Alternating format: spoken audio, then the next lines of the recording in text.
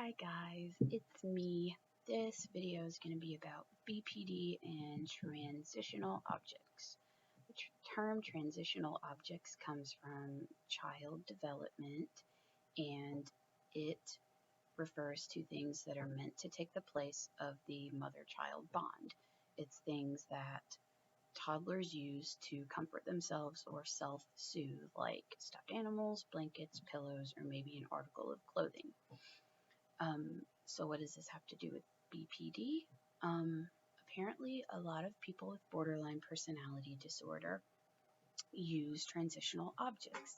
I wanted to find some evidence for this. So I did a quick search and found 3 studies right away that I'm going to tell you about very quickly. The first one studied 105 people. Some of them had borderline personality disorder, some had other personality disorders, and some had no mental health diagnosis at all. The people with BPD used transitional objects the most, and the people with other access to diagnoses used them the least, and the normal people were in the middle. In the next study, they used a non-clinical community setting group of people, 80 people, and people who had intense attachment to transitional objects were significantly more likely to meet the criteria for BPD. They also reported more childhood trauma, less supportive caregivers, and more attachment problems in adulthood. And in the last study, they used 146 inpatients at a psychiatric hospital.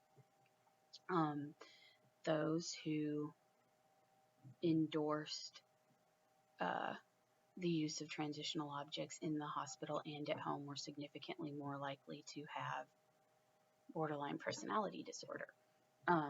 And this study also noted that this may indicate transference.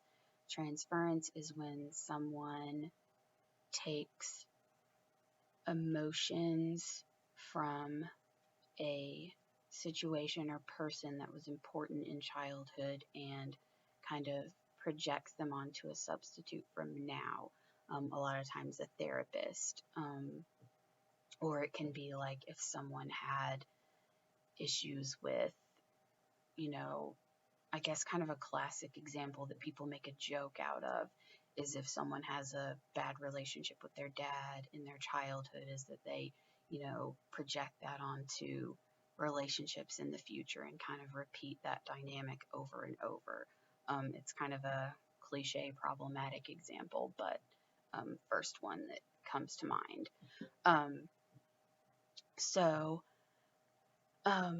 Some possible reasons for the use of transitional objects in people with borderline personality disorder are that people with BPD are more likely to have gone through trauma, and transitional objects are often used to self-soothe during trauma. A lot of times ambulances will have stuffed animals in them so that a person that has just been through something crazy will have something to hold on to because it's kind of comforting to everyone. Also, they help with people with borderline personality disorder have issues with object constancy. Object constancy is the concept that things still exist even when we don't see them. And so people with borderline personality disorder, I couldn't find any studies about this, but I did find where Otto F. Kernberg, who was a psychoanalyst and a professor of psychiatry in the 1900s, 1950s, I think, wrote that borderlines have problems with object constancy in people, We read every interaction with people as if there's no context.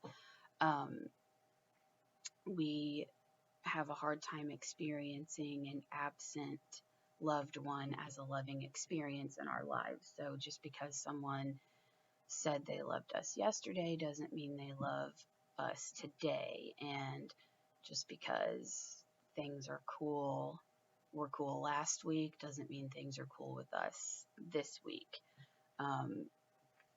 And if someone's not around, or we're not getting to see them as much as we'd like to, or we haven't heard from them, it can kind of send us into a panic, and we don't feel the love or sense the love. And those transitional objects can assist in that greatly.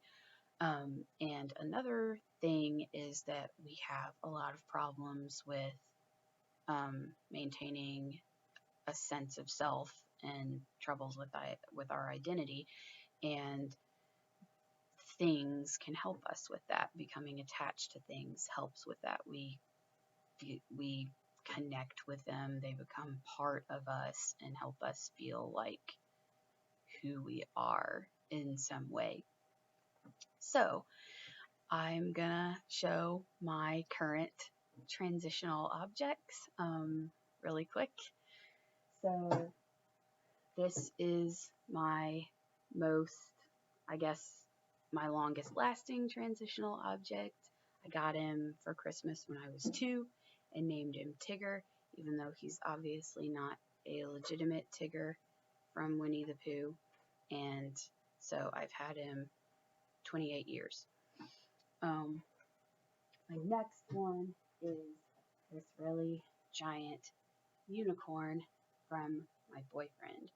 I asked him for a small unicorn for Valentine's Day, and they were out of small unicorns, so he got me this awesome giant one. My other one is my bear, Karstark, I got from Game of Thrones. Well, I got the name from Game of Thrones. The bear came from the Great Smoky Mountains. My boyfriend got him for me on a work trip, and then this bunny that I got in my Easter basket named Hopscotch, and also this blanket that my mom left here on accident at Christmas. So I sleep with all of these, and I often carry them around the house. Like if I go to the living room to watch TV, I'll take all of them with me. Sometimes if I'm having a bad day, I'll just like drape this blanket around me and just walk around like that. And sometimes if I'm feeling really just like uneasy or homesick for mom or my boyfriend, or just really not myself, I might take one of my transition objects in the car with me when I have to go run errands or go to work.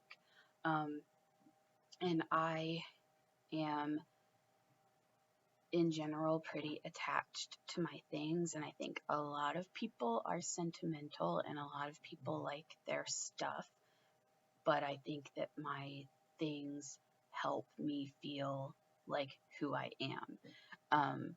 About a year ago, I lost the majority of my possessions for reasons, and I got very, very depressed. And I think a lot of people would get depressed or sad in those circumstances, but I felt really lost and like I didn't know who I was without my things, without the desk that I got for Christmas when I was 15, and without the books that I'd been acquiring for years, and without, the couch that had been in my house growing up that I had like inherited when my parents moved. And I just felt like I wasn't really a person anymore without my things surrounding me. So I think that probably plays into not exactly the concept of transitional objects from child development, but part of the